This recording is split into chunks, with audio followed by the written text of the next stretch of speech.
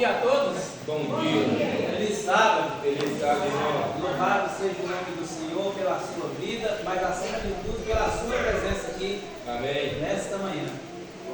Queridos, para quem não me conhece, meu nome é Reginando. E para os que conhecem, continua sendo Reginando. Mas eu quero perguntar aqui, quantos aqui me conhecem? Levantem a mão. Pronto. De vista aí já está estranho. Esses que são os que me conhecem de vista, como o Teló disse ali. Agora, quantos aqui não me conhecem? Quantos aqui não? Vocês não estão perdendo nada, sabia? Vocês estão numa situação melhor do que aqueles que dizem que conhecem. Vocês não estão perdendo nada até agora. Irmãos, é um prazer, é um privilégio, como Tony disse. E ela até cobrou sobre a questão, falou assim, João está aqui, eu vou ser um antiético aqui. Na verdade, tem pessoas que vêm aqui à frente e dizem, não, irmão, não era eu que estaria pregando aqui hoje, não era eu que estaria louvando, mas aconteceu isso. Justifica, e aí para dizer que seria outra pessoa. E aí eu estou dizendo que você é antiético, por quê? Porque na verdade não seria João. Na concepção humana, não seria João, porque era um outro ancião, e eu disse para ele que eu trazia um outro ancião, mas não era João. Era um outro ancião lá da igreja de Sérgio Alves, e ele mora lá no Manuel, mas algumas coisas aconteceram e ele não pôde vir. Então, se João veio, é porque era João que tinha que estar aqui. Na visão humana, era Ivan, outro ancião, mas na de Deus já estava decidido no céu que seria a pessoa de João. Irmãos, eu sempre quando eu prego, e aí João está aqui hoje, mas quando ele não está também, em alguns lugares onde eu prego, eu vou sempre mencionar. É difícil eu pregar para não mencionar o nome de João, para não falar dele. Ele disse um dia, e ele estava numa igreja, e aí quando alguém deu a oportunidade para ele pregar, já tinha contado tanto testemunho na igreja, e isso acho que faltava, sei lá, cerca de 5, 10 minutos apenas, para o horário do término do culto. E ele disse assim, irmãos, a melhor pregação que nós poderíamos ouvir é a de vidas transformadas. Como já acabamos de fazer isso aqui através dos testemunhos, então nós vamos fazer uma oração e vamos em casa, vamos todo mundo para casa. Se nós fôssemos analisar o conteúdo aqui, do recapitular a lição, de cada oração, do adorar com os dízimos de oferta, do testemunho que nós vimos aqui no Provar e Ver, nós já poderíamos ir embora para casa, porque na visão de muitas pessoas, o culto, a pregação, ele acontece quando há a exposição e a explicação da palavra de Deus. Mas na minha visão, o culto de adoração precisa ser a minha e a sua vida, todo dia, o dia todo. Nós temos que ser um culto vivo e agradável, como diz Paulo. E às vezes nós achamos que cultuar e adorar é só no momento que está na igreja. Tem gente que acha que adorar a Deus é no momento que está louvando. Adoração, segundo o que eu entendo na palavra de Deus, ela é obediência. Porque a Bíblia diz que Deus promete a Abraão, faz a promessa do filho do qual sairia a grande nação. Mas daqui a um tempo Deus vai e pede a Abraão para sacrificar esse filho. E Abraão então chegando ao pé do monte, ele fala com os servos dele, vocês e o jumento fiquem aqui, eu e o rapaz iremos até lá e, existe uma vírgula, havendo adorado, voltaremos para junto de vós. Como é que um pai que está indo sacrificar um filho, colocar em cima de um monte de lenha e depois tacar fogo embaixo, queimar o filho, chama isso de adoração? Olha o que ele diz para os servos, eu e o rapaz iremos até lá, e quando nós tivermos terminado de adorar, voltaremos quem? Só voltaria ele. Porque o filho ia ficar lá só cinzas. Mas eles chamam isso de quê? E havendo adorado. Vai sacrificar o filho e chama isso de adoração. Mas aí existe o outro uma história conhecidíssima de todos nós, que é a de Jó. Íntegro retamente a Deus, se desviava do mal, e a palavra diz que um dia Satanás começa, Deus e João prega uma mensagem, ele diz que usa a pessoa de Jó como um troféu. Deus pega Jó como um troféu, esfrega na cara de Satanás e diz assim: olha, está vendo aqui? Ninguém há na terra semelhante a ele. É íntegro, é reto, é temente a mim e sabe se desviar de todas as arapucas e as armadilhas que você coloca diante dele. Eu fico imaginando Satanás tremendo, mas aí agora ele começa a colocar o governo, o amor, a misericórdia, tudo de Deus enxergue na pessoa de Jó.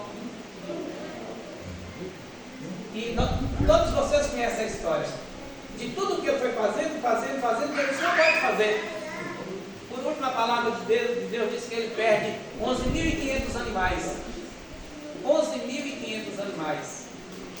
E estudos recentes comprovaram que se os 11.500 animais de Jó, que eram os 3.000 camelos, as 7.000 ovelhas, as 500 juntas jumentas e as 500 juntas de bois, tudo isso daria 11.500 animais. E estudos recentes dizem que se os animais de Jó naquela época, a raça daqueles animais, vendidos nos dias de hoje, alguém teria que desembolsar 750 milhões de dólares para conseguir comprar os 11.500 animais de Jó. Mas o mensageiro de Satanás chega e diz assim, ó, e vai dar a notícia, diz o Espírito de profecia, que todas aquelas notícias que Jó recebeu deve ter sido aproximadamente um período de 5 minutos. Primeiro 11.500 animais. Ah, sabe as 7.000 ovelhas? Pois é, fogo da parte de Deus caiu, matou tudo e matou os 7 também. Sabe os 3.000 camelos? Pois é, os caldeus, depois os sabeus, carregava tudo e depois matava os servos. Eu não sei quantos servos seria necessário para tomar conta de 7.000 ovelhas, de 3.000 camelos, de 500 jumentos e de 500 juntas de bois. Muita gente, com certeza. Mas aí, o golpe final e fatal. Você tem 10 filhos, não tem? E diz a palavra que quando um estava terminando a notícia, o outro chegava. E sabe como é que Jó estava recebendo essas notícias? Sentado. Por que, Reginaldo? Você sabe que é sentado? Porque a palavra diz. Aí chega você tem 10 filhos, não tem? 7 filhas, 3 filhos, tem?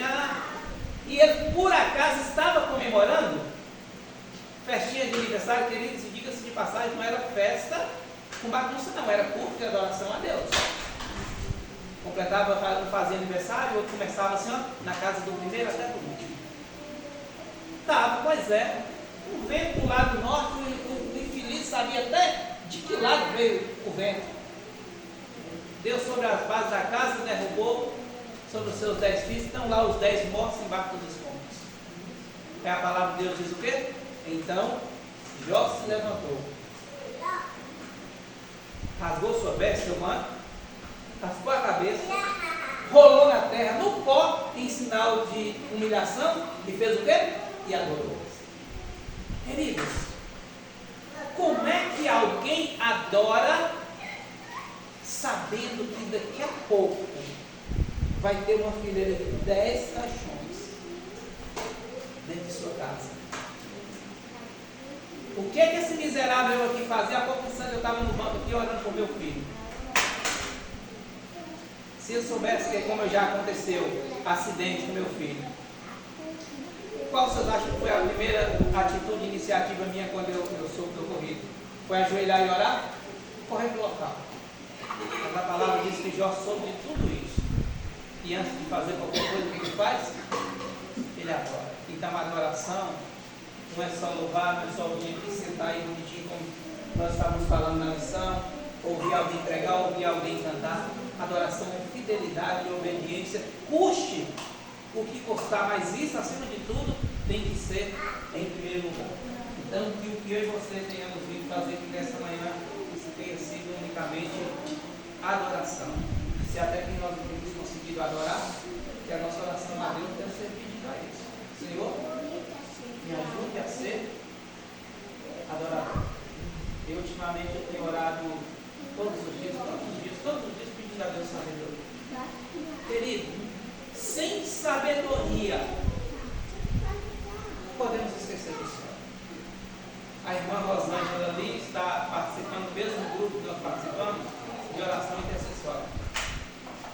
eu aproveito aqui para fazer um convite para vocês.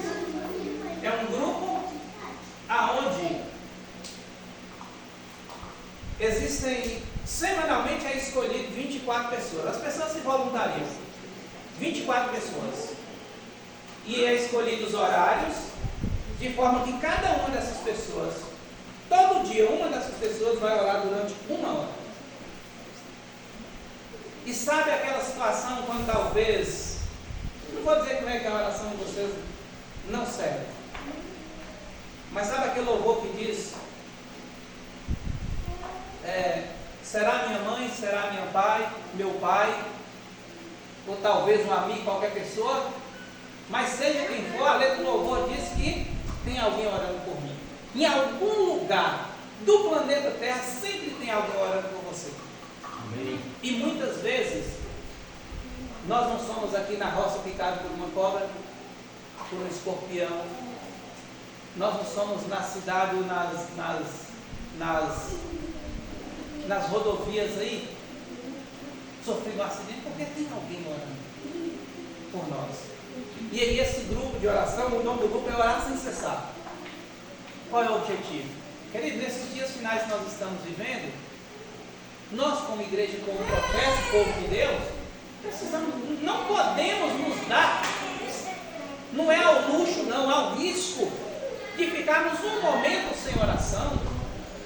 Deus precisa consagrar, fortalecer essa igreja, mas para isso é preciso, porque todos os movimentos, todos os reavivamentos da história, eles foram banhados por oração.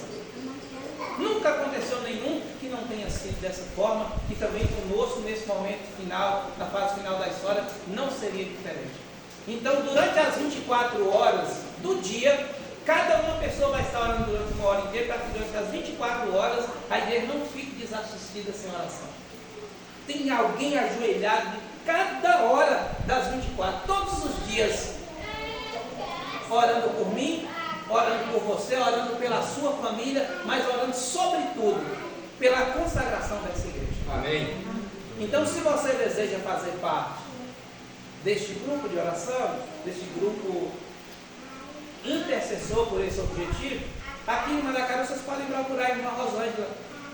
Ela vai ter como estar colocando o nome de vocês. E ela acompanhou, ela sabe que semana passada nós tivemos dificuldade no sábado fechar o número das 24 horas. Mas ontem, para honra e glória do nome do Senhor, ontem, sexta à noite, o grupo já estava fechado com as 24 pessoas que vai orar. No período da semana. Então, irmãos, façam planos. Se você não tem desejo de orar, seja sincero diante de Deus. O Espírito Santo fala: Senhor, eu não sinto desejo de orar, mas por favor, meu Deus, coloque em mim esse desejo, embora seja a nossa necessidade, e pode ter certeza que o Espírito Santo vai fazer isso com você comigo. Amém? Amém.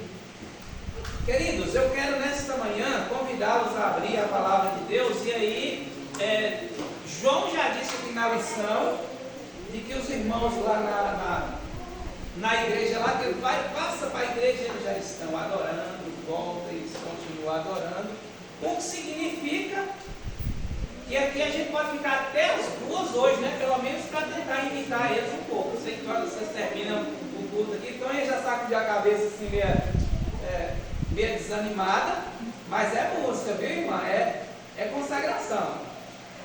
Eu os convido a abrir a palavra de Deus no livro de Tiago, capítulo 2. Tiago, capítulo 2.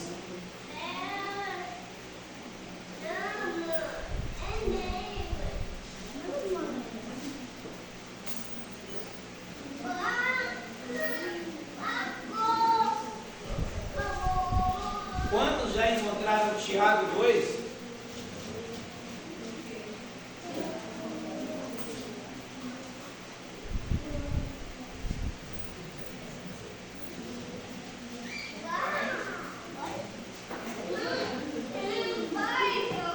Amém?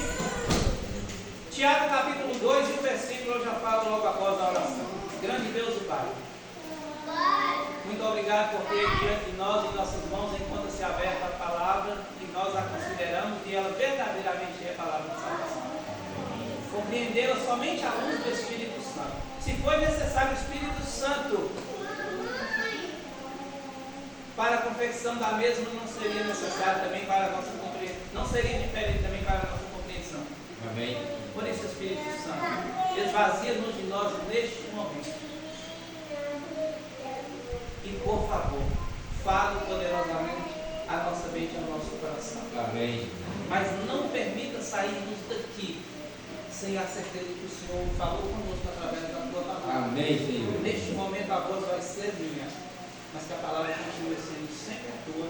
Nós vamos agradecer em nome de Jesus. Amém. Tiago capítulo 2 e o versículo 12. Tiago 2, 12.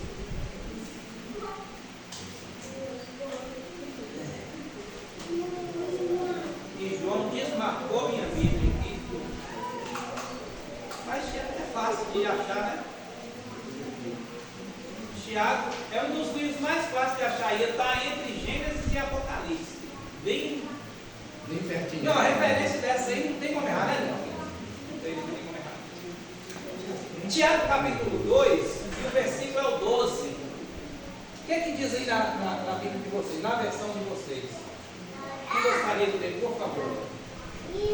Falai de tal maneira e de tal maneira procedei, como aqueles que hão de ser julgados pela lei da liberdade. Obrigado, Marcos. Irmãos, até um certo tempo, como é que eu entendia esse falar e de tal maneira falar e de tal maneira proceder? Eu acho que é muito comum vocês virem e ouvirem por aí pessoas dizendo assim, que nós precisamos viver, ou que nós precisamos pregar porque vivemos. E deixa eu falar para vocês. Na verdade, essa citação de Tiago aqui, se nós pegarmos do início, aqui do capítulo 2 aqui, nós vamos ver que Deus estava falando em não fazer acepção de pessoas. E aí o texto continua discorrendo, tratando de outros assuntos. Mas deixa eu explicar para vocês por que é que eu não posso pregar de acordo com o que eu vivo. Senão é mais escândalo do que louvor. Porque o quê? Porque se a gente for pregar de acordo com o que a gente vive, as pessoas vão se escandalizar na gente. Pronto. Exatamente isso, irmãos, porque se eu pregasse o que eu vivesse, ninguém, quando me visse que eu estivesse aqui, mas estivesse sentado num banco desse aí, ficaria. Talvez as pessoas que não me conhecem. Irmãos, nós não podemos pregar de acordo com o que nós vivemos. Tá, irmão, mas espera aí, a vida inteira nós ouvimos que a gente deve pregar o que vivemos. Sabe por que a gente não pode pregar de acordo com o que a gente vive? Porque acontece com o Delonir acabou de falar aqui. As pessoas se escandalizariam. Agora sabe o que é que precisa acontecer? Eu preciso viver aquilo que eu prego. Porque primeiro eu tenho que pregar. E uma vez que eu prego, eu tomei conhecimento do que a palavra de Deus está dizendo, como é que Deus quer, espera e deseja que eu me comporte. Aí sim, viver o que prega é diferente, porque o que eu prego é o que está na palavra de Deus. Agora é óbvio que o ser humano pode se apegar tanto a isso aqui, para chegar um momento de ele ter condição de pregar o que ele vive, porque o que ele vai estar vivendo naquele período, naquele momento, é única e exclusivamente a orientação da palavra de Deus. Mas todas as vezes que alguém disser por aí, não, nós temos que pregar o que nós vivemos, precisamos ter cuidado e analisar tanto a minha quanto a vida de quem está falando, porque a forma como nós vivemos, e nós vimos aqui na missão. Eu disse que nós poderíamos irmos para casa, só o que João e todos nós juntos aqui recapitulamos através da missão da escola sabatina. E eu nem sabia que talvez seria tão mencionado o capítulo e o versículo que nós vamos estudar aqui a seguir. Vamos para Mateus, capítulo 5, E esses serão os dois versos desta manhã. Mateus 5.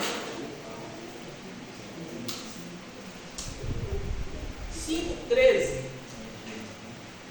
Mateus capítulo 5, versículo 13.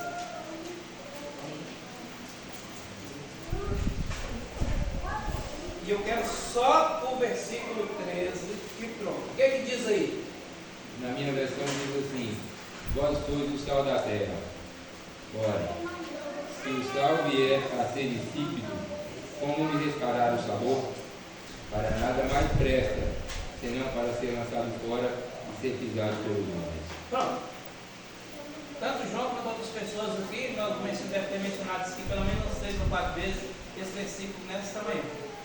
Que eu nem sabia que seria falado aqui, mas o Espírito Santo já sabia. Irmãos, na visão de vocês, tem como o sal perder o sabor? A minha não. Qual é o gosto? Qual é o sabor e o gosto do sal? Salgado. Tem como perder o sabor? Eu sempre olhei para esse versículo e eu pensava assim: e sal perde sabor? Perde. Perde. E aí eu fui pesquisar como é que sal perde sabor. Com a contaminação. E qual seria a contaminação? Terra, coisas desse tipo. O sal, para permanecer sendo sal e a vez de se tornar insípido, né? Ele precisa ser armazenado corretamente. E não pode ser contaminado. E aí o que é que contamina o sal? Cheiro forte de alguma coisa. Por exemplo, eu estava pesquisando e eu vi um fazendeiro mostrando que ele perdeu uma montanha de sacas de sal, porque do lado eles cortavam alho e colocavam para secar no lugar próximo do sal. Sal não pode ficar exposto o tempo inteiro, mesmo na saca dele, dentro do saco ali, a temperatura solar e nem também a umidade, porque a ciência mostra, e aí cientistas fazendo teste, e o sal perde literalmente o sabor. Mas aqui quem mexe com quem tem gado, aqui sabe que às vezes as pessoas compram o quê? Alguma coisa lá chamada mineral, misturam no sal. O sal que até então era transparente, era branquinho, o que acontece? Muda a coloração, porque ele foi contaminado com uma coloração e mudou a sua cor. E ele foi contaminado também com esses outros elementos que eu falei aqui, e que ele acaba perdendo o sabor. Mas é preciso analisar em que contexto Jesus disse isso aqui. Sabe, Jesus sempre pegava coisas da época para ilustrar, para que as pessoas entendessem de forma mais clara. E o que acontece? Na rampa, na subida do pátio, na região onde Jesus estava pregando naquele tempo, naquela época, era um lugar em que era muito comum, era mais do que comum a questão da geada. Era mais do que comum todos os dias quase do ano, na maior parte do ano, a rampa da entrada do pátio da igreja ali, amanhecer coberta por uma fina camada de neve. E o que é que as pessoas faziam? O sal que elas retiravam na época, mas ficava num lugar exposto muito ao sol, ou talvez as pessoas já faziam de propósito, retirava o sol e deixava em um lugar para que ele exatamente ficasse ali a ponto de perder o sabor. Mas quando o sal perdia o sabor, o que as pessoas faziam? Os diáconos chegavam logo pela manhã, pegavam uma certa quantidade de sal e espalhavam sobre a neve na entrada da rampa ali, daquela rampa, na entrada da igreja, porque, para aqueles aqui que não sabem, o sal ele tem o poder de derreter a neve ou de derreter o gelo. Qual era o sal que era utilizado ali? Aquele que ficava exposto já tinha perdido o sabor. Nas estradas dos Estados Unidos, até hoje, lá existem, Estados Unidos, Inglaterra, existe até um caminhão que foi equipado, que foi desenvolvido com essa finalidade de espalhar sal nas estradas, nas rodovias, para derreter as camadas de gelo. E o que acontece naquelas rodovias? Uma vez que o sal foi jogado e derreteu a camada de gelo, os transeuntes, as pessoas caminhando ali a pé, ou até quem estão sobre os carros, vai passar, pisar sobre o sal, e ele não tem mais validade, ele não tem mais serventia, ele não tem utilidade para ser colocado numa panela, dar sabor e mudar a característica daqui, que até então não tinha gosto, é uma coisa tão gostosa quanto é a maioria dos alimentos que são preparados aí, utilizando como um dos ingredientes o sal. E o que acontece nas rodovias? As pessoas pisam literalmente sobre o sal, porque ele não presta para outra coisa, ele não tem mais utilidade. Porque as pessoas não vão pegar um sal que ele está bom para utilizar na cozinha.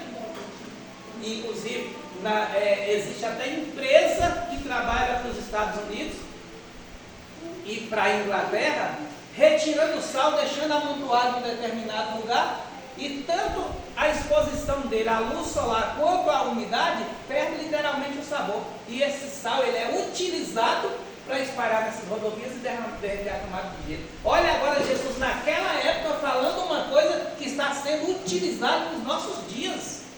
Sal sem sabor utilizado para isso. E o que é que isso tem a ver conosco? A palavra de Deus diz que nós somos o sal da terra. Queridos, o sal ele tem as suas características peculiares e únicas, que ele muda e transforma aonde for tocado. Se é na comida, muda o gosto, muda o sabor. Se é na camada de gelo, vai derreter, tornando a estrada útil para o trânsito. Com uma diferença que nessa circunstância aqui ele só serve para isso, para ser pisado pelos homens. E agora eu fico imaginando, o sal, ele é diferente de tudo, e Deus utilizando a figura do sal, a ilustração do sal, e nos colocando nesse contexto agora, ele coloca o crente, o cristão, num patamar único. E aí João mencionou aqui, que ele disse que vocês são o quê?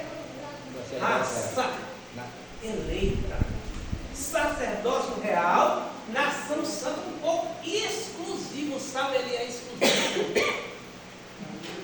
E Deus nos coloca num patamar único para fazer assim, ó, vocês precisam ser e fazer a diferença aonde vocês colocarem a planta dos vossos pés. Tanto é que o que nós ganhamos hoje é a original dele, é salário que era batido com sal.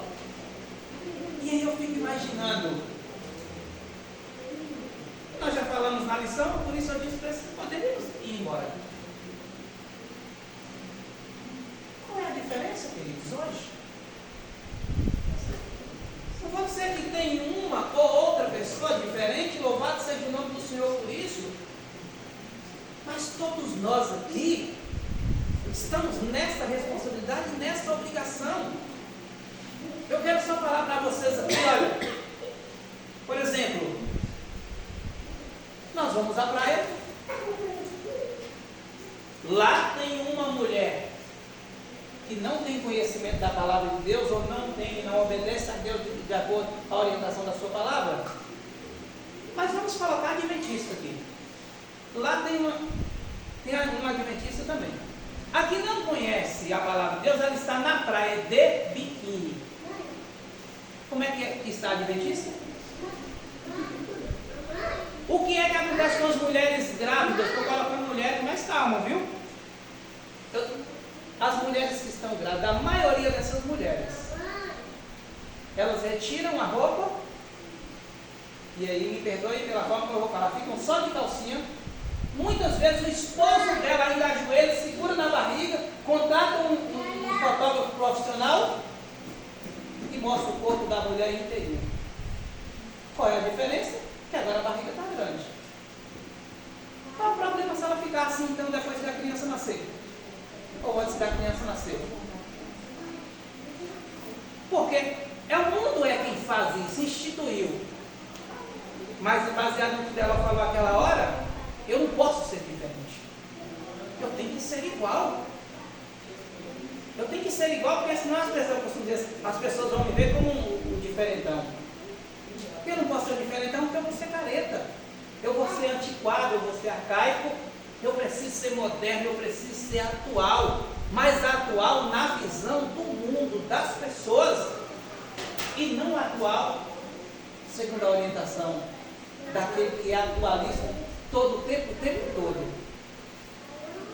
Nós vamos a um restaurante, uma lanchonete, lá existem pessoas que não têm conhecimento da palavra de Deus, sentados, se alimentando de tudo e qualquer coisa. Lá tem um crente adventista mesmo, do sétimo dia, fazendo a mesma coisa. E alguém fala assim, mas eu não, quando eu chego lá, eu tenho cuidado de fazer diferentamente, irmão. Louvado seja o nome do Senhor por isso. Mas às vezes quando eu faço uma coisa que Mário não faz, eu costumo arrotar, mas eu não faço isso que Mário faz, só que eu faço outra. Essa língua aqui não para, falando da vida das pessoas. Quanta fofoca dentro da igreja, quanta dissensão. Que a palavra de Deus diz que existem 6 coisas que Deus odeia, mas a 7ª ele abomina, e essa 7ª é fofoca, é quem espalha contendas, é dissensão, são facções, são grupinhos que existem, inclusive no nosso meio. Irmãos, se não pararmos com isso, não vamos para o céu.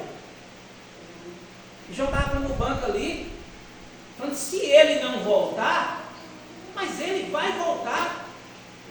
O problema é se eu vou subir com ele.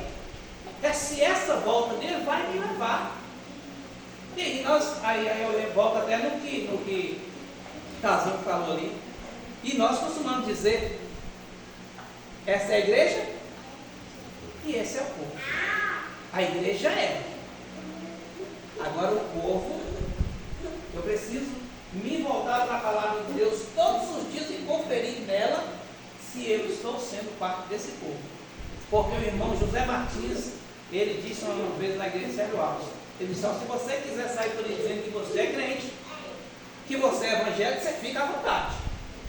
Mas quando você imaginar, pensar em dizer que você é cristão, ele falou, toma muito cuidado com isso. Ele disse, você deve lavar sua boca pelo menos umas 3 vezes, muito boa, para saber se tem condição de dizer que é cristão. Porque quando nós falamos que nós somos cristãos, nós dizemos que nós estamos sendo semelhantes a Cristo.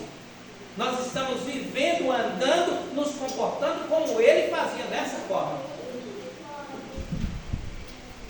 Irmãos, não há separação hoje.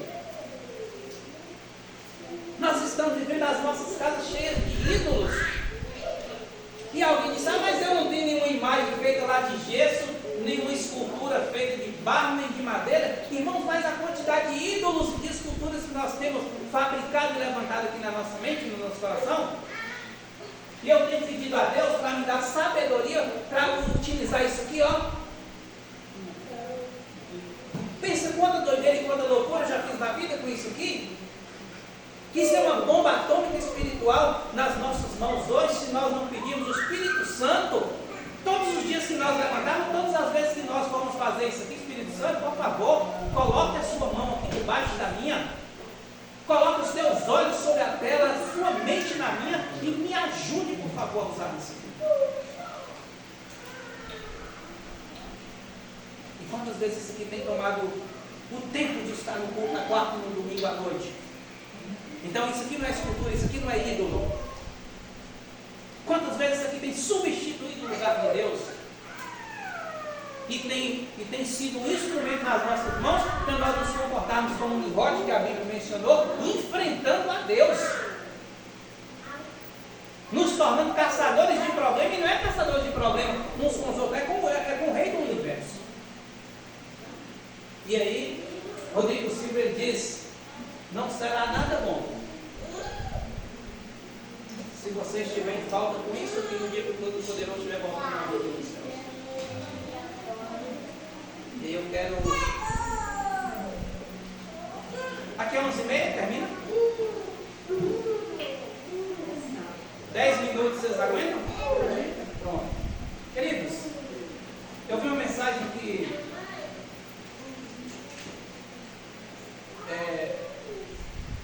o pastor, aquele pastor que apresentava o Código Aberto, onde o Código Aberto na Novo Tempo, Odailson Fonseca. Ele disse que um dia ele estava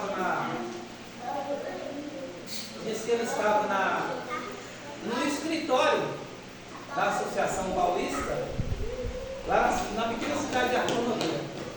E ele disse que de repente a porta do escritório dele é aberta, de supetão, como as pessoas costumam falar, e entra uma mulher.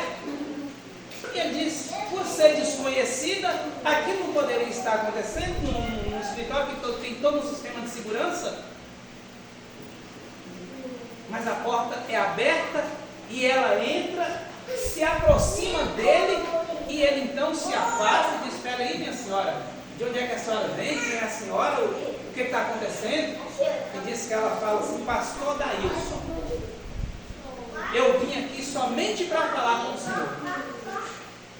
Ele disse, tá, mas tudo bem, o que está acontecendo? E ele disse que ela vai chegando, sentando e tira de uma sacola que ela estava trazendo, puxa de um zíper, abre e espalha um monte de fotos em cima da mesa dele. E ele disse que ela falou assim, pastor Odailson, eu vim até aqui só para contar para o senhor a minha história. E ele fala, tudo bem, irmão, mas o que é que está acontecendo? E ele disse que ela retira do meio daquela. Ele disse que ali, naquele momento, quando ele viu aquelas fotos, ele já sabia que se tratava da história de uma família. Ele disse então, quando aquela mulher retira uma das fotos, ele disse, olha aqui, pastor, eu quero apresentar para o senhor esta foto que é a que eu mais amo, dentre todas essas aqui. Essa foto aqui, pastor, ela é da Jéssica.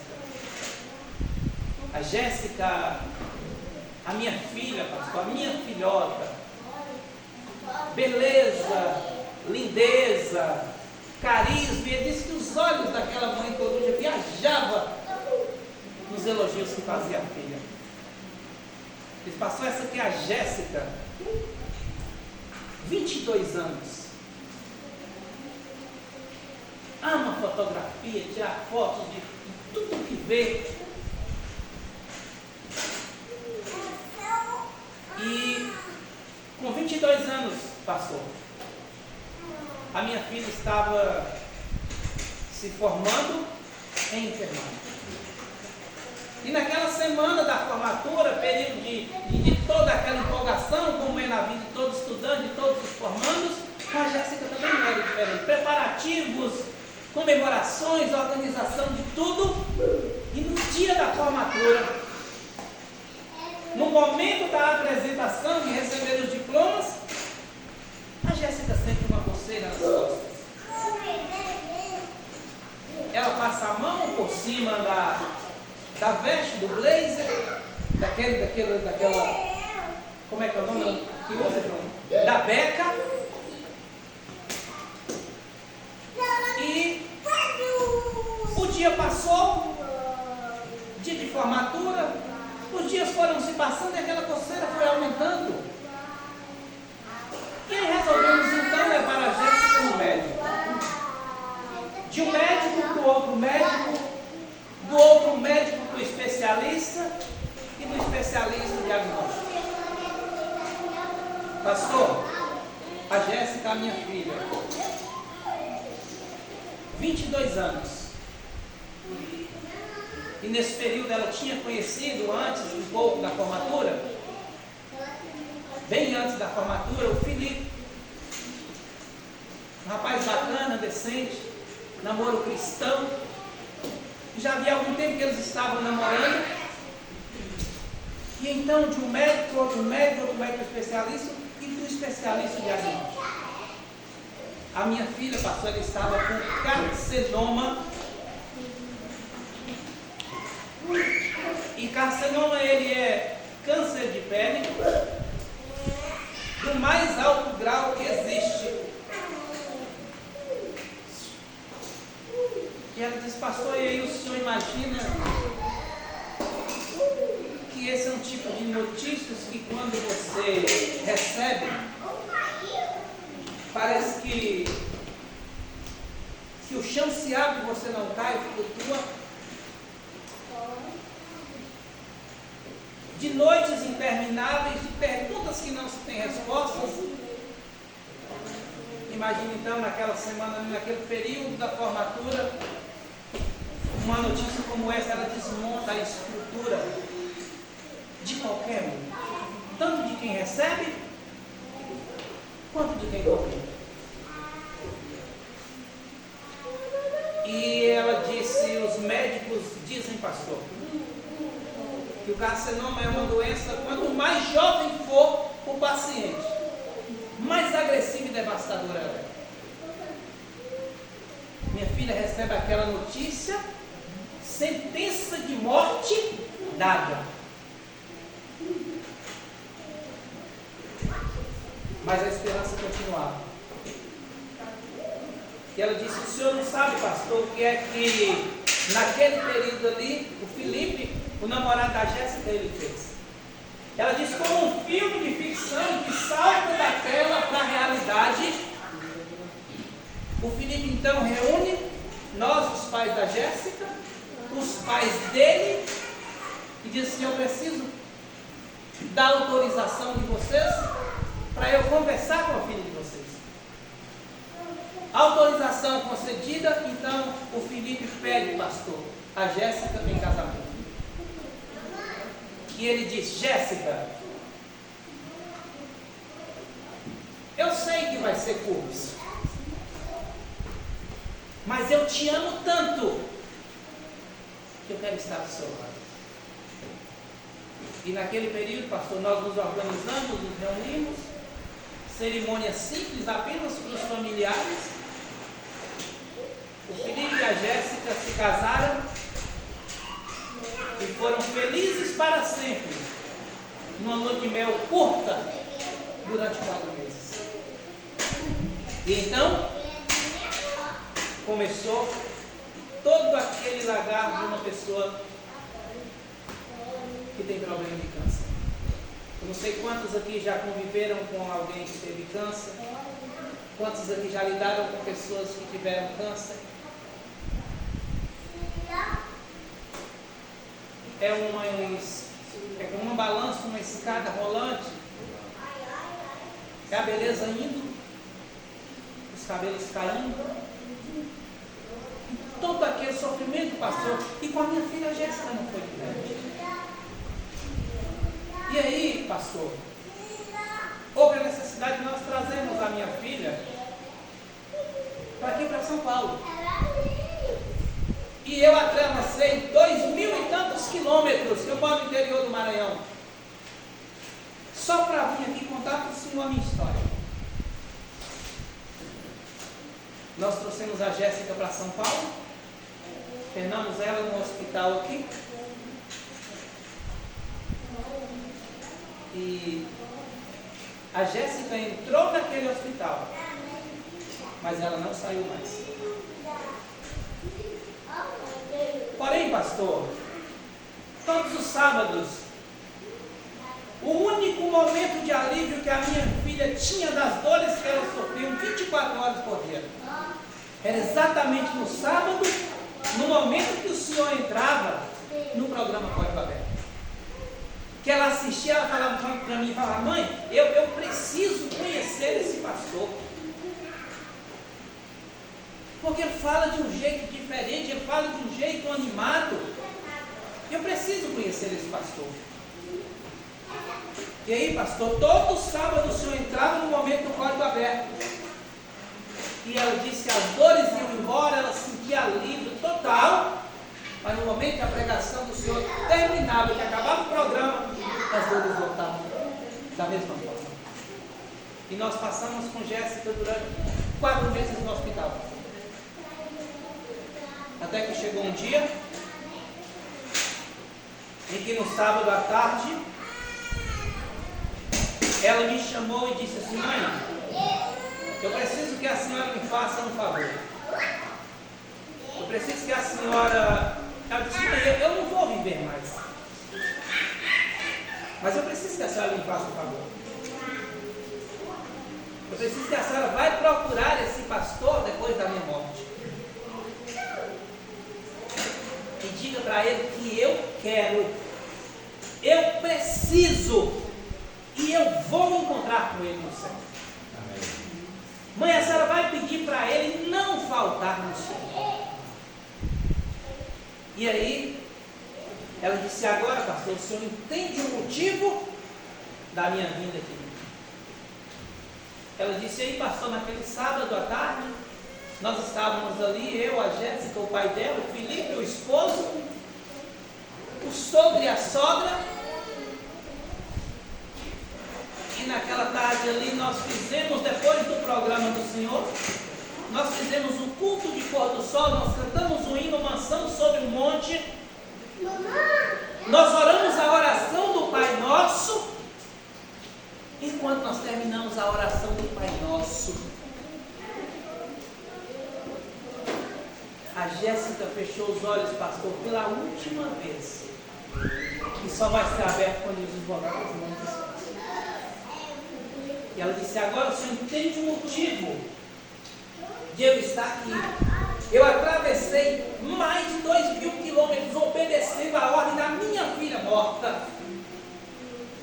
E ele disse que naquele momento ele não tinha percebido quando ela chegou, mas ela abaixa, retira de uma sacola e coloca algo em cima da mesa e diz assim: pastor, eu estou aqui obedecendo a minha filha, porque ela disse: mãe, o senhor vai procurar, a senhora vai procurar esse pastor e entregar para ele o meu equipamento de tirar fotografias. Porque eu sei que ele é jovem, dinâmico, viaja muito, tem uma filhinha, e quem sabe a filhinha dele tenha também, ou aprenda, desenvolva essa paixão por fotografias, assim como eu tinha.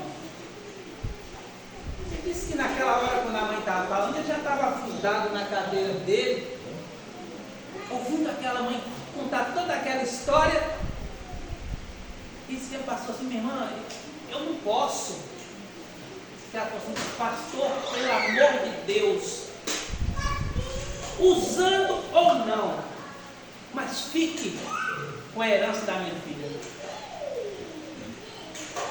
Porque afinal de contas ela tinha pedido. E aí ele falou assim: irmãos, quando eu ouvi a irmã falando que daqui, não tinha mais palavras, eu não tinha argumento, não tinha nada mais para falar. E ela disse: pastor, aí ele disse que quando ele pensou que já tinha acabado, ela se levantou. Falou assim: pastor, eu preciso te fazer segurar na tua mão. E ele disse que ela segurou e apertou a mão dele, forte e firme, de uma forma que nenhum homem na vida nunca fez até aquele momento. Eu preciso segurar na tua mão, pastor, olhar nos teus olhos, te fazer um pedido e te dar uma ordem, obedecendo a minha filha. Ela disse: pastor, não falta no céu, porque a minha filha, pastor, disse que ela precisava conhecer o Senhor.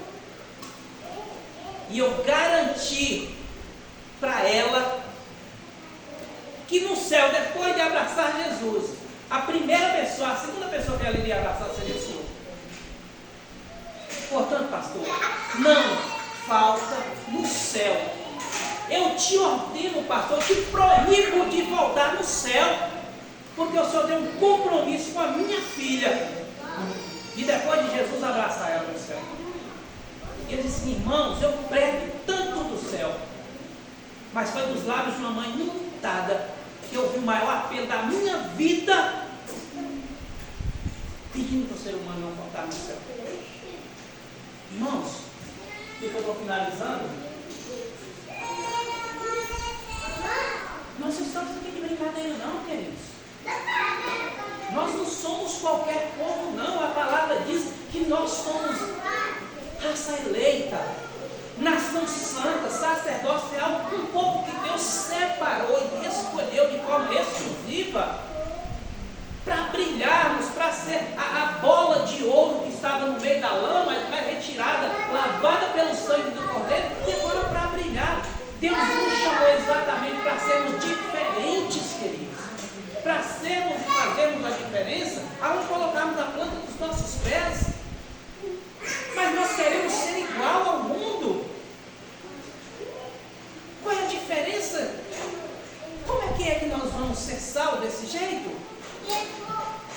As pessoas respeitam o sal que perde o sabor, não, porque pisam nele. As pessoas estão pisando em nós espiritualmente falando, porque nós não temos mais moral espiritual. Nós não somos mais o povo da Bíblia, adventista do sétimo dia. Está igual a todo mundo, para quê? Sou mais eu. Isso diz a profecia que as pessoas batem no peito com orgulho. Misericórdia aí, lembrar de que o Espírito Santo está segurando pessoas de outras denominações para não trazer para cá. Quando eu deveria estar pela graça, poder e misericórdia de Deus, atraindo essas pessoas, fazendo com que as pessoas apenas a olhar para Deus ali, desejasse ser igual a Ele, servir o Deus que eu serve, pertencer ao povo que eu pertence, como Ruth disse para Noemi. Seu povo é o meu povo, seu Deus é o meu Deus. Até onde você cair e morrer, ali caio, eu e morro também. Queridos, isso é sinônimo, é símbolo de ser cristão. E aqui eu finalizo dizendo o seguinte: existem muitas pessoas que eu quero ver no céu. Minha mãe é uma dessas pessoas que eu espero muito, até porque minha mãe me deu todos os sinais. Até inclusive no momento da morte eu estava ali diante dela, de que ela desejava estar no céu. Eu tinha pedido o Espírito Santo todos os dias para ir lá sentar do lado da minha mãe, falar na mente e coração dela e convencer ela daquilo que só ele podia fazer. E ela me deu essa certeza pela graça de Deus no nome de Jesus. Amém. Eu quero ver muito minha mãe. Mas tem pessoas, essa mensagem eu queria pregar em todas as igrejas, que quando eu prego eu sempre prometo assim, eu não vou chorar. Mas não tem jeito. Existem pessoas além de minha mãe, por exemplo, é a pessoa de irmão Fábio.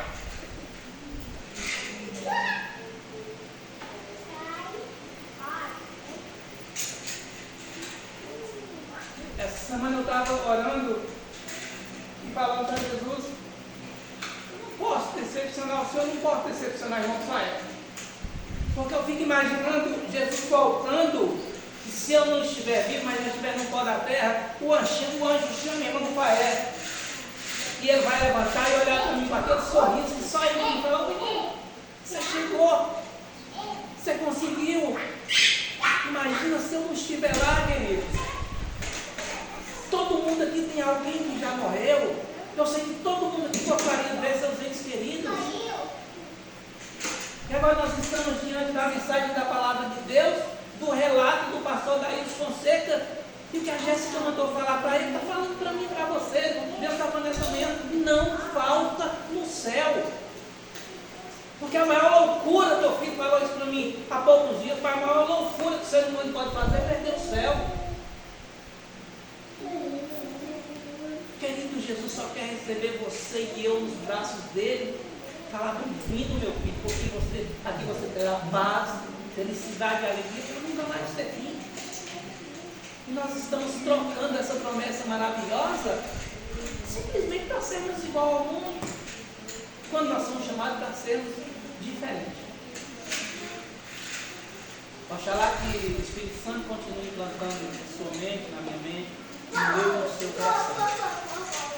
E que a maior certeza que nós podemos viver de hoje em diante é de que nós não vamos faltar no céu.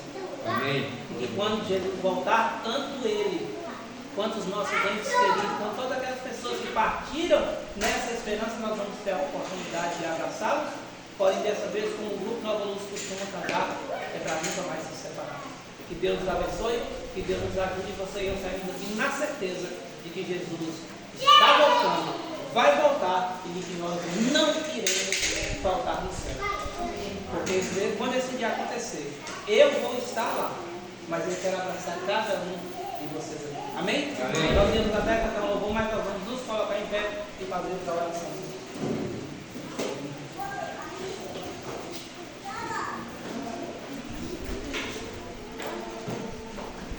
E eu quero chamar nosso irmão Leonir aqui para fazer essa oração final para a gente, por favor.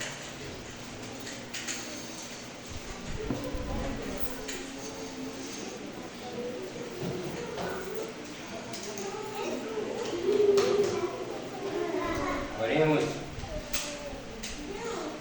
Deus Pai, Deus Filho,